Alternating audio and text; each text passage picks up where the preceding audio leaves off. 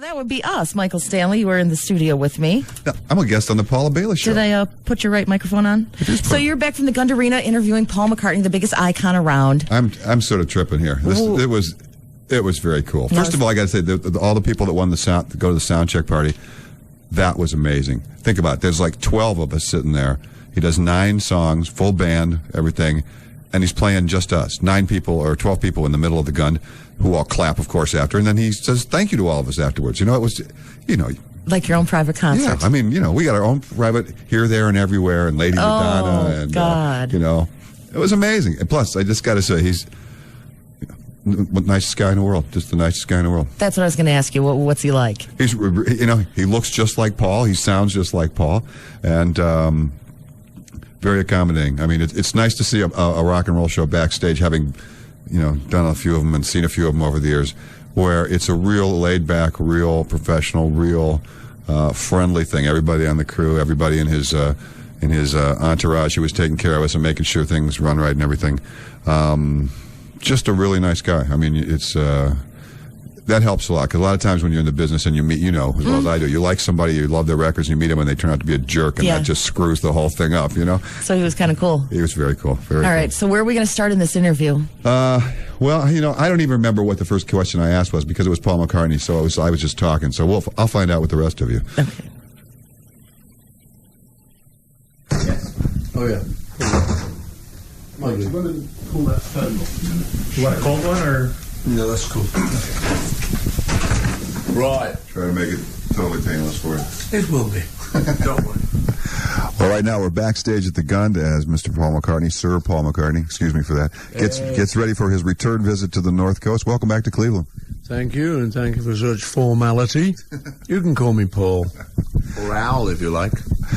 We had the honor of sitting out there listening to you guys soundcheck tonight, and we know from your first time around what a great band you are. But somehow I never thought I'd be sitting in the Gund listening to Paul McCartney do Bring It to Jerome. Bring it on home. When you do soundcheck, it's kind of nice to just not preempt the show and sort of, spoil it. It's kind of save the show numbers for the evening.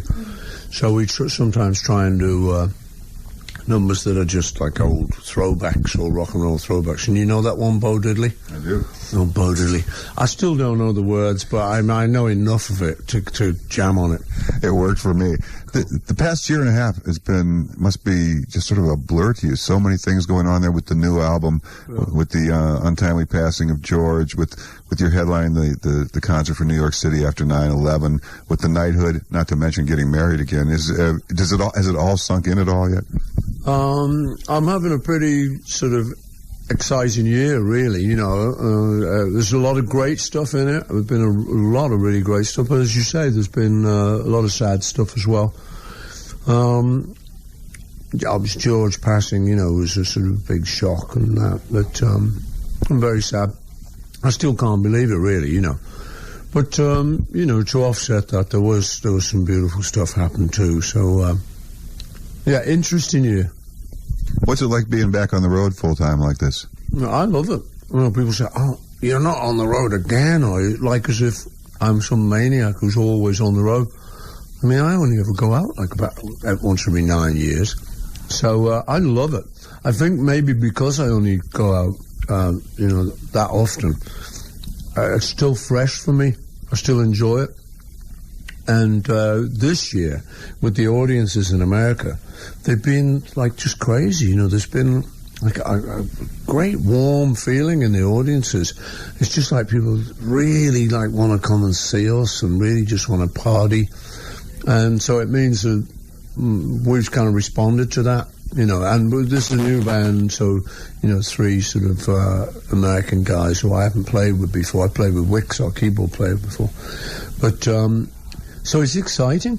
It is actually exciting, and people say, you must be kidding, for the length of time you've done it, you must be fed up by now.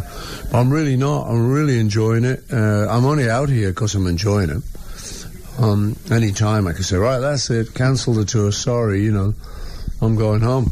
But it's such a nice band to play with. They're really good musicians and got great attitudes. They're great guys. So we have a lot of fun. We party, you know, after the shows and stuff, and a good laugh on those occasions. And the audiences are really great. I say to people, there's like an intensity that almost reminds me of a Beatle audience in intensity, but it's not just a lot of young girls screaming, you know. No, it's old girls screaming now. It's now old girls, old boys, little tots. No, it's amazing kind of range, you know, across the generations. I hadn't thought about it before, but there was a lot made early on when they said, when the Beatles first hit, that it was such that your, you know, for lack of a better word, the positive thing that you brought to it was a reaction to the Kennedy assassination. All that the country had been so down, and all of a sudden here was something that was so up and so happy, and they needed that. Yeah. And I was wondering if possibly that, you know, after 9/11, your involvement obviously in the benefit concert and stuff, but you being back there on the road, if it almost wasn't like a thing back to that where, you know, here's this guy, he's coming back around again, he's going to make us smile and he's going to make us feel a lot better. Well, you know, a couple of people kind of said that on the tour. And obviously it's nothing you can plan, but you just find yourself in a place and at a time. It's been pointed out to me, yeah, the Beatles, obviously we felt the shock of President Kennedy's death. That was something that was like a global shock. And, you know, it sort of, it stunned everyone. Even in England, it wasn't just an American tragedy. But it just happened that we were due to come over to America, you know, we didn't plan it. But we were just there, sort of, at a kind of right time, you know. I think there was an element of that people were ready to sort of move on and try and put that behind them. There's nothing they could do about it. And try and get back to normal and party and have a bit of fun, you know. And luckily we were there at the time.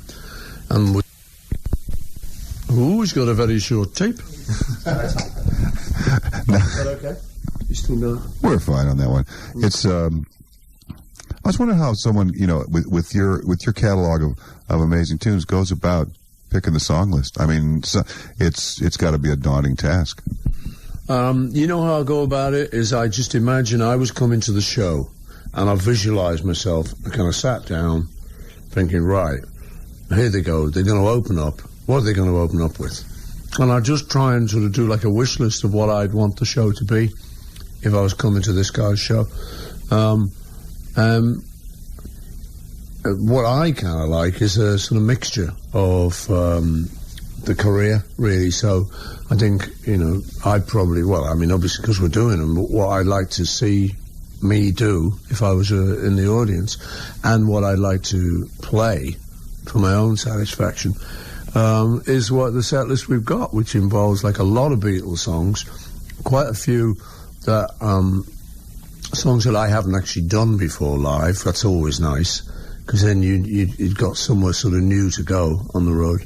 And we put a couple more in on this leg of the tour, so that's nice. And then, you know, some Wing songs, because I get a lot of people say to me, I remember somebody was talking about Sgt. Pepper and going on about it. Wow, definitive album and all that. And this guy sort of said, well, you know, I was a bit too young for this. Like Band on the Run was sort of my one. And it made me realize, you know, that there are some people who really like that. So we included Band on the Run and Jet and kind of songs like that, you know, Let Me Roll It, for that generation. And then we do some new stuff, because it's always good to do new tunes and just try and work them and try and sort of, and also plug your new album, which the record company has sent me out to do. So, you know, it's a mixture. And then also I do a couple of things, like I do a little tribute to John and one to George, which aren't to do with selling records. That's just to do with emotion. So, you know, it's that's how I did it anyway. Just, even though it's a bit of a daunting task, having a lot of material, you just choose too many, rehearse them all, and then pick out the ones that sound good and stick them in an order. And Wicks and I, keyboard player and I, did that before the beginning of the tour, last leg. We just sat down and said, well, what if that follows that? Oh, that'd be good, and we'll do that, And we said, we'll change it anyway on the road, and we never did. It was sort of that list that we did at, like, the first dress rehearsal. It's only got changed on this leg now just to freshen it up a bit. Well, the audience will usually let you know if it's in the right order or the wrong order. You can tell by looking out there, you know. That's true, yeah. You get the sort of people going for beer a lot. Now, it was just come out that there's going to be a live CD from this tour, and also a DVD that's going to have a lot of stuff, a lot of backstage stuff that I think people will be interested in seeing. Yeah, that's right. We've been recording a lot of stuff on the road. It's the first leg. Because there wouldn't have been time to do it this leg. Had to be ready by now. But yeah, we recorded a lot of stuff, and so we had a good choice for performances and things. So that's going to be a 2 CD set coming out November 26th, I think. And I'm really pleased with that. You know, the idea is just for people who came to the show and sort of say, is there going to be a CD? You know, do we get a souvenir? Do we get something to capture the show? So that's why we've done that. And I think that's worked out great. I love it. It's just a nice sort of thing to put on, you know. And then along with that, once we were recording stuff, we decided to get a camera guy to just hang out and do some sound checks and record some bits of the show, almost like a whole movie for us, really, just so, because it started to feel like a special tour, and it's one of those, hey, it's going to be over in 3 weeks. You know, we better, like, get a video camera or something like you do on holiday, you know, better get a record of it. So that grew into a DVD and a TV special, which will be coming out on ABC. That's announced later, but I think that's on November 27th, the day after the DVD. But it's great. I'm really pleased with all the stuff, particularly pleased with the DVD, because it's like, you know, with the Beatles, we always really tried to give value for money. There'd be like a good A-side and a good B-side. It was like, whereas some other people would put like a good A-side, and then there'd be like sing along with the A-side. Actually what Phil Spector used to tell us to do was say, oh no, Phil, because we'd only recently just been spending our hard-earned cash, you know, on records, and we said, no man, it's terrible when there's like a lousy B-side. It's great if there's 2 cool songs, because you really feel you love the artist for doing that. So on this DVD, you get the kind of the whole show, you get all this backstage stuff, like this kind of thing we're doing now, the sort of the funnier moments of all of that. You get in the dressing rooms, you see the band warming up, you see us at soundcheck, on the road, in the buses, and the planes, and stuff. So you get a nice kind of all areas access kind of thing, which is really good. And then we've got this other thing that I'm really excited about, which encoded in the DVD, once you finish watching it and all the special features and all of that, extra songs and all that stuff, which is loaded with, so it's really good value for money in itself. We got this thing called a secret website. You put it in your computer, and you get like about another hour's worth of stuff off the website. Fantastic. So I'm really excited about that. It's like I was saying to the guys, it's like when you used to get like an Elvis album, it'd be like putting the Elvis Presley album on, and then somehow magically you got an Elvis concert. You know, you got this like extra thing. So I think it's great with technology, you know. So that's what we're doing. So you get the DVD itself, and then you get all this extra stuff on the website. So it's just another way to really pile in loads of stuff for people. So I can't wait to see that myself. Should be great. We're talking with Paul McCartney. I know you're getting ready to go. I just wanted to ask you one last thing. I was thinking about it. This seems kind of strange, but if you had never written a song and you had never sung one, you would still probably be in the Rock and Roll Hall of Fame for being the man that changed bass playing almost single-handedly here. Did you ever, and for a guy that seemed to be kind of reluctantly drawn into being a bass player way back when, that's got to kind of be a cool feeling. Oh, it is, man. I'm very lucky that way. Like you say, I've done the songwriting thing, but then there's like the bass playing thing.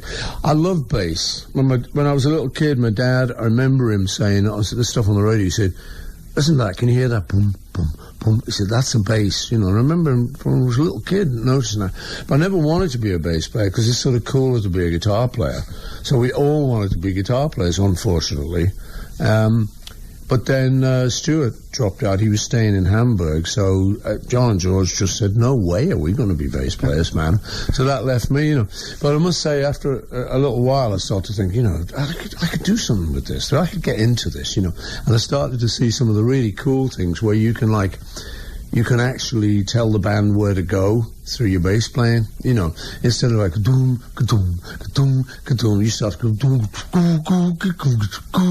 and you put the swing thing in there. You know, oops, the drummer's got to come along with you. So, you know, I started getting into that. And James Jamerson, the Motown man, was my big influence. You know, he was my idol. And so I just started to sort of use it a bit more melodically, you know, and I love it. I love it. And I still use my old Hofner. So yeah, man, the space players got to stick together, guys and gals. Talking with Mr. Paul McCartney, thank you very much for your time. Thank you for decades of fantastic music, and best of luck to you on the rest of the tour and on everything. Yo, babe. Thanks for coming. So that's it. Oh my God, that was great. There you go. Living proof. I actually met the dude. That was a good question about the bass. Well, that's a musician's question. You got to get one musician question in there, you know. There you go. Because musicians like to talk about that stuff. So, no, just a fantastic guy. I mean, all the people that I have talked to that have gone to the show, the first show, and I'm sure they'll get there tonight, the thing I kept hearing from people was how intimate they thought it was, how they felt, even though they were in this, 20,000 seat basketball hockey arena, that, he was singing just to them. And I mean, that's a talent you can't teach. That's something that is obviously inherent in what he does, and probably why he's as successfar as he is. So he was eating peanuts while he was talking to you. Of the interview. So he was mumbling a little at the front. Don't worry about it. He was getting some nourishment. Yeah. What are we going to play? What's the song? Well, we thought we'd from the concert from New York City, which he had lined up to obviously benefit